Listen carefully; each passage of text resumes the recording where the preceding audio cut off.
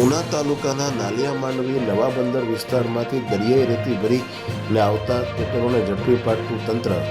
પ્રાપ્ત માહિતી અનુસાર ઉના તાલુકાના નવા બંદર નાલિયા માંડવી વિસ્તારોમાં બેફામ ખનીજ માફિયાઓ રેતી ચોરી કરી અને બારોબાર વેચી નાખતા હોય, જેને લઈને તંત્ર સજ્જડ થયું છે. ત્યારે નવા બંદર તથા નાલિયા માંડવી વિસ્તારોમાંથી રેતી ભરીને ટ્રેક્ટરો આવતા હોય, જેને આજે ઝડપી પાડી અને તેના પર કાયદેસરની કાર્યવાહી હાલ તંત્રએ કરી છે.